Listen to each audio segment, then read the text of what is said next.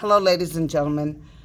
Today we will be reviewing chemical and physical changes. Today, specifically, we are going to be covering physical changes. So this is week 32. The week at a glance is uploaded for you to look at. And under Monday's file, we find the notes and then just an exit. So let's go ahead and jump into notes. So it says we're going to review physical changes, and tomorrow, I forgot a W there. Tomorrow we will review chemical changes. And this is all in preparation for our CDB on Thursday and Friday. So whether you are at home or what is going on here?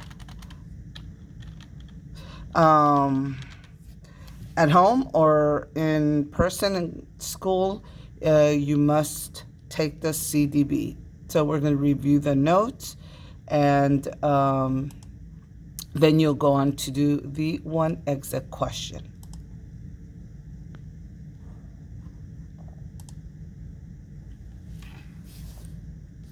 Alrighty, there we go, a little closer there. So welcome to Monday, April the 27th. So our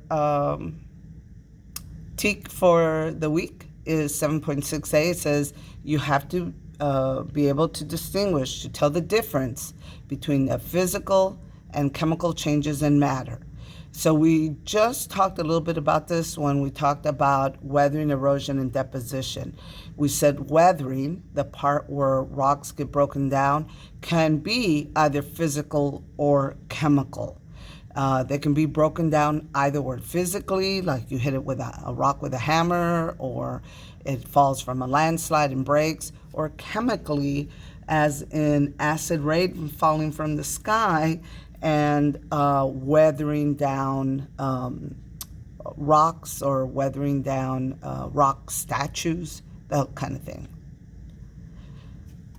So let me remind you about physical changes.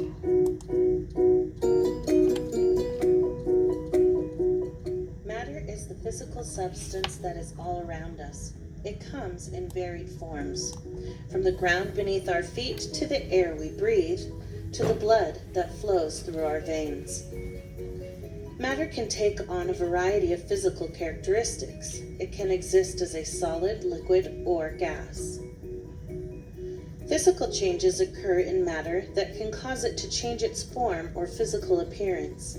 Solids can change to liquids and then into gas when heat is applied.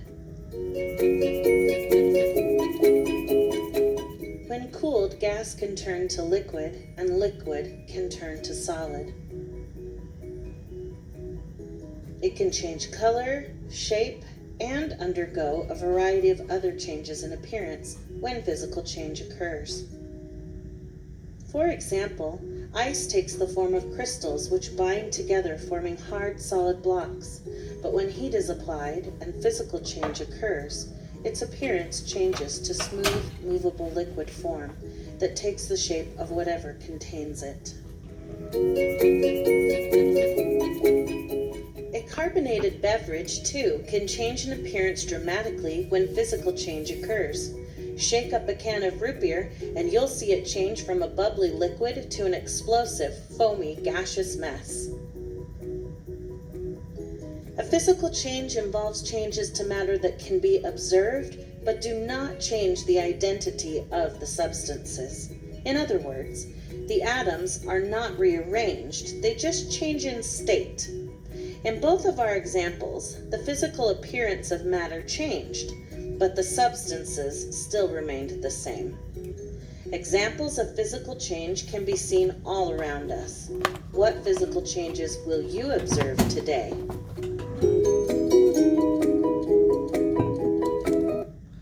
Alrighty. Let's go on. So physical changes is just the change of an object or organism appearance. You, every day when you wake up and you put on your uniform, that's a physical change. You go from your pajamas, whatever they may be, to a uniform. You get home, you change your clothes again. You didn't change, you didn't become anyone else. It was just a physical change by changing the clothing you're wearing. Or that ice cube that fell on the floor and you didn't pick up, it's going to go from a solid state to now a liquid state. So here's some examples. When you step on a can and you crush it, it's still all the same atoms are there. There's no change. You've just changed the way it looks. Mixing red and green marbles together. Again, we're not changing chemically those marbles. We are just mixing them together. Shredding paper, dissolving sugar. So when you see melting, dissolving, shredding, these kinds of words, mixing, breaking, you're just changing the way something looks. You're not changing it chemically. So you can you reverse it? Can you take this piece of paper and straighten it out again? Yes. Here, even though I mixed Kool-Aid and water, there's nothing new. If I leave this, the water will evaporate away and the Kool-Aid residue will stay down here at the bottom. Change of state. Does it go from a solid to a liquid? You didn't change the atoms. All you did was change the state. Or I boil water. I'm going from a liquid to a gas. So these two dudes are chopping wood. Tony, what's-his-face, and Steve, what's-his-face, are chopping wood into smaller pieces. Is that physical or is that chemical? It's physical, right? Because all this wood is still the same. It's just chopped up into smaller pieces. You could maybe glue this tree back together if you wanted to. Or the fact that nothing new was made. It stayed a solid, so we didn't change the state. Tells us that was just a physical change. So Hawkeye decided to, I don't know, maybe he was making s'mores or something, and he decided to burn some of that wood to make his s'mores. Is this a physical or chemical change for the wood? Okay, it is not a physical change. That's a chemical change because the log is going to become ash and smoke. You cannot put that log back together and something new is made. That smoke wasn't there before. The ash wasn't there before. So that's not a physical change. That's chemical change. So the Hulk decides to put some water on to boil. Maybe he was going to make some ramen or something. And it begins to boil, and then steam comes from it. Is that physical or chemical? That would be physical. Oh, see, he was going to make some tea, not ramen. Steam, it's a change of state. Even though you see something that looks like smoke, that steam is just water molecules, okay? Nothing new was made. All you did was change the state of the water by boiling it. Thor is going to set off fireworks for his birthday. Are fireworks a physical or a chemical change? Well, they are a chemical change. That's not a physical change because you've changed it. The powder, whatever the chemicals they use to make fireworks, you can't put that back together. Once it's burned, it's burned. So when you have words like fire, explosion, sparks, those are all words that indicate a chemical change has happened. So Black Widow says broken into a top security office and found some incriminating documents about her and her Avenger friends. So she decides to shred them to get rid of the evidence. So shredding paper, a physical or chemical change? Yes. So yeah, you could go to the trouble of gluing it back together, but it didn't change it chemically in any way. This is just a physical change. It went from being a sheet of paper to lots of little strips of paper, but it's still just paper. And so Scott is hungry, and he decides he really needs to have some hot chocolate. And so he poured the hot chocolate mix into his cup and added some hot water. Is that a physical or chemical change to the hot chocolate powder? And yep, this would just be a physical change, because if you zoomed in to that hot chocolate, you would see that there'd be little molecules of chocolate, little molecules of sugar, all floating around in that water. Nothing new is created. You're just dissolving it into that hot water. So a solid and a liquid mixed together, they make a liquid. It's still not a change of state there for the liquid. So what Carol wants you to do is to check the discussion question I've attached. I need to look for that physical changes assignment, make sure it's in there. Check the yellow folder. This means check your missing work, and then finish any missing work that you may have. And let me play this little video. Hi. In this video, I'm going to give you a brief introduction to the process of physical weathering, which is also known as mechanical weathering. As you know, weathering is when rocks are broken down into smaller pieces. Well, this happens by a number of different processes. Today, we're going to look at physical weathering, which means that these rocks are breaking apart due to a physical change. In other words, nothing is changing chemically about these rocks. They're still the same rocks, they are just smaller pieces. In a few days, we're going to learn about chemical weathering, which is when rocks break apart because their chemical composition is changing. So there are 5 main types of physical weathering that we're going to look at. The first one is called frost action, or frost wedging.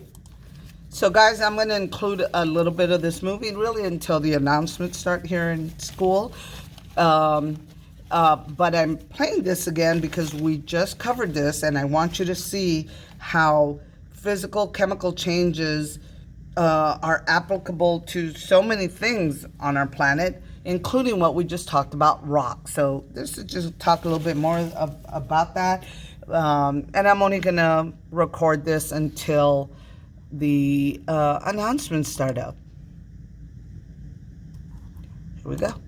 When you look at this rock, it looks pretty interesting because it's obviously all broken up, and you can almost imagine just pushing the pieces back together again and having them fit. That's pretty typical with frost action. Here's another image of some rocks that were broken apart or cracked by frost action.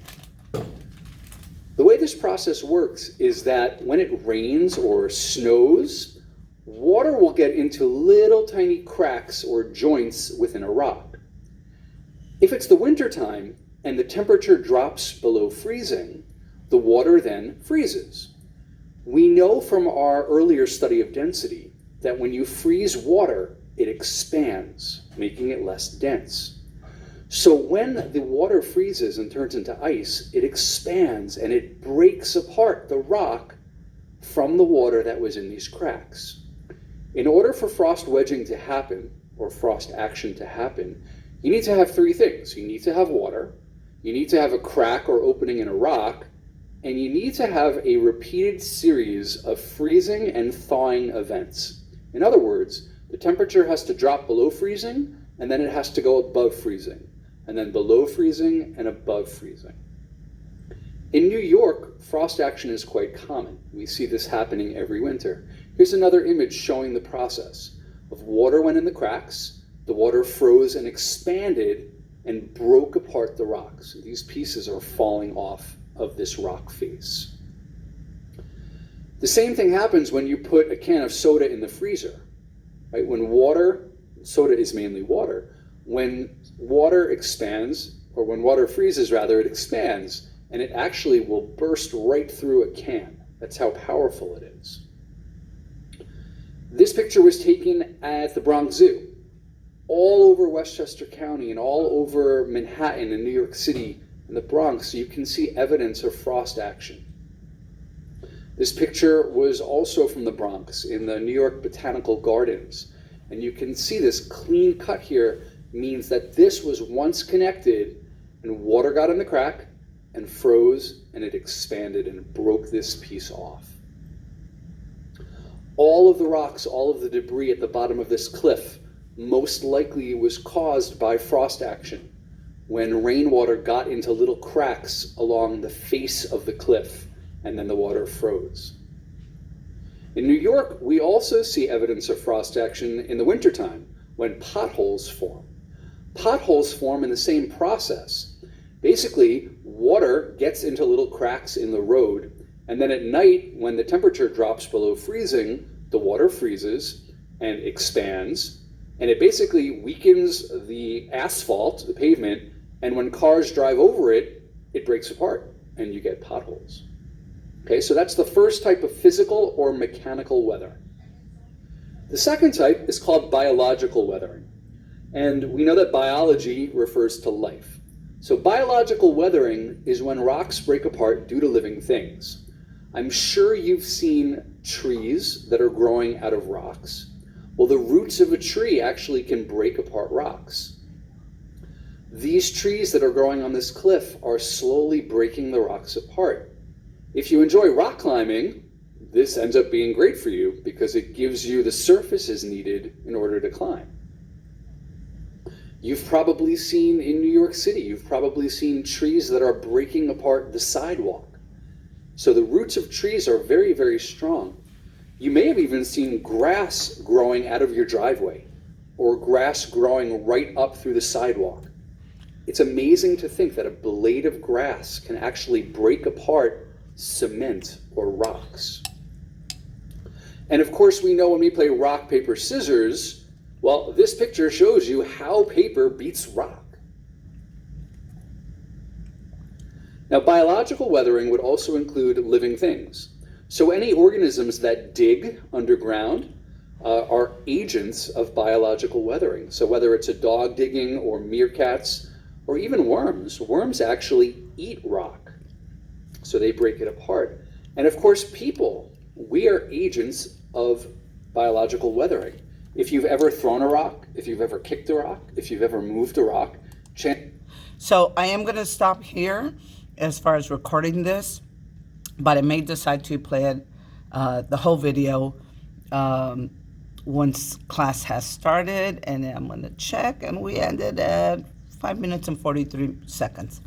Alrighty. I hope if I don't play any more of this, I hope you have a good rest of your day, or I may choose to play the rest of it. I'll see you later. Bye-bye.